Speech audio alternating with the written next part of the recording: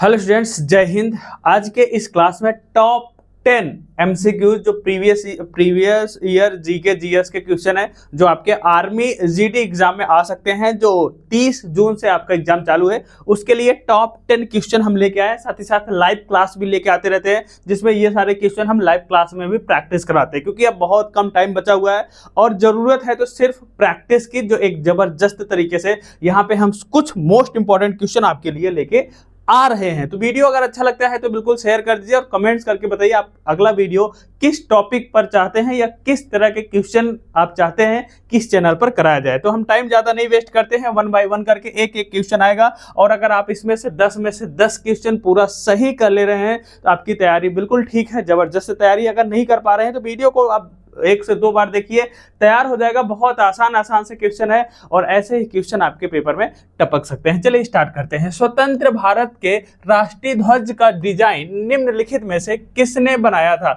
जो आपका तिरंगा है ना, उसकी जो डिजाइन है, जो आप देखते हो ना, उसकी एक डिजाइन है, किसी ने बनाया ही होगा।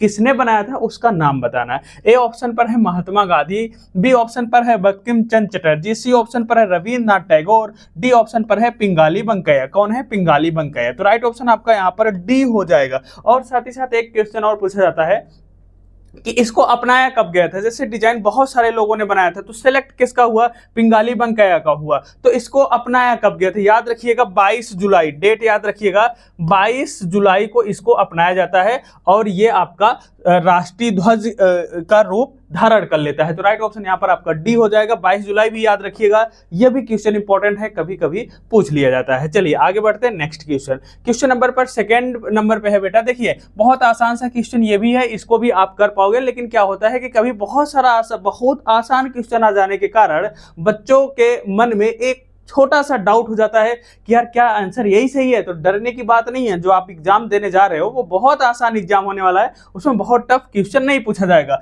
देखिए क्या लिखा गया है, भारत का राष्ट्रीय गान जो नेशनल एंथम है वो क्या है? अब बच्चे यहाँ पे कंफ्यूज होते, राष्ट्रीय गान पूछा जा रहा है, भैया वही जो तुम स्कूल में गाते थे। क्या? अरे वंदे मातरम नहीं होगा, सारे जहां से अच्छा नहीं होगा, क्या होगा? जन गण मन। कौन सा हो जाएगा? जन गण मन हो जाएगा। तो सी ऑप्शन यहाँ पर आपका करेक्ट हो जाएगा। सी ऑप्शन के साथ हो तो बिल्कुल सही है, पूरे 2 में 2 आपको सही हो गए। अगर आपसे पूछा जाए जन गण मन के राइटर कौन है, रचयिता कौन है? नेक्स्ट क्वेश्चन ये भी हो सकता है, तो याद रखिएगा रविंद्रनाथ टैगोर। कौन है? रविंद्रनाथ टैगोर। जैसे कि 3rd नंबर पर टपक गया।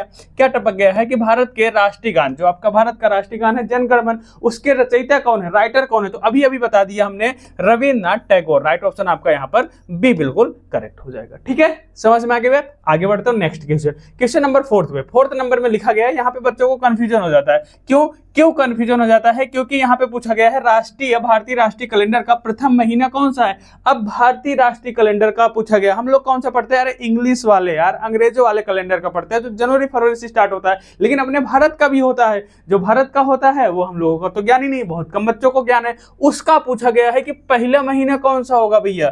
फागुन होगा, माघ होगा, पौष होगा कि चैत होगा? तो कौन सा हो जाएगा? बिल्कुल चैत से स्टार्ट होता है। यानी कि अगर चैत चल रहा है तो समझ लो भारतीय कैलेंडर यानी कि अपना नया साल स्टार्ट होता है किस महीने से? चैत से। आगे बढ़ता हूं next question number 5th number पे। देखिए 5वें नंबर पर है आपका प्रथम भारत रत्न सम्मान किसे मिला? जो भारत रत्न सम्मान मिला पहली बार 3 लोगों को मिला था। 3 में से देखिए ऑप्शन कौन सा है? पंडित जवाहरलाल नेहरू को मिला है क्या? अरे नहीं मिला है। गोविंद बल्लभ भाई पंत को नहीं मिला है। सीवी राय को नहीं। किसको मिला? अरे सीवी रमन, नाम सुना होगा, वैज्ञानिक है, विज्ञान के लिए मिला था। सीवी रमन, जिन्होंने रमन इफेक्ट की खोज की थी, उन्हीं को दिया गया था। तो राइट ऑप्शन आपका यहाँ पर डी करेक्ट हो जाएगा। सीवी रमन यहाँ पर करेक्ट ऑप्शन। नेक्स्ट क्वेश्चन आता है क्वेश्चन नंबर 6 पर। 6 नंबर में पूछा गया भारत रत्न का सम्मान पाने वाला खेलों का पहला व्यक्ति कौन है? देखिए पहले क्या था ना, 2013 के पहले ये जो आपका भारत रत्न है ना, खेल में नहीं दिया जाता था। किसमें बाबू? खेल में नहीं दिया जाता था। 2013 से ये खेल में भी दिया जाने लगा। और सबसे पहले किसको दिया गया है? तो याद रखिए, अगर बच्चों को याद नहीं होता ना, पता नहीं होता है ना, तो वो मिल्खा सिंह लगा के चले आते हैं, क्योंकि मिल्खा सिंह जब से मूवी आई थी बहुत पॉपुलर हो गए थे। ए ऑप्शन पर मिल्खा सिंह, बी ऑप्शन पर सुनील गावस्कर, सी ऑप्शन पर है दारा सिंह, डी ऑप्शन पर है सचिन तेंदुलकर। लेकिन याद रखिएगा 2013 में सचिन सचिन तेंदुलकर को सबसे पहले भारत रत्न से नवाजा गया? तो डी ऑप्शन यहाँ पर आपका करेक्ट हो जाएगा। गलती ना हो इसलिए एक एक क्वेश्चन को अच्छे से समझाने का प्रयास कर रहे हैं। इंडिका एक पुस्तक है, उसके लेखक का नाम बताना है। लेखक कौन थे? सिंपल सी बात है, इंडिका मैगजीन इसके राइटर थे, लेखक थे। राइट ऑप्शन यहाँ पर आपका बी करेक्ट हो जाएगा। है तो पुरानी पुस्तक, लेकिन बार बार एग्जाम में पूछे जाने के कारण ये लगातार एग्जाम में बनी रहती है, जिससे बच्चों को भी कोई प्रॉब्लम नहीं होती है। राष्ट्रीय खेल दिवस 29 अगस्त किससे संबंधित है? ये जो राष्ट्रीय खेल दिवस है ना, वो 29 अगस्त को सेलिब्रेट किया जाता है और किससे संबंधित है?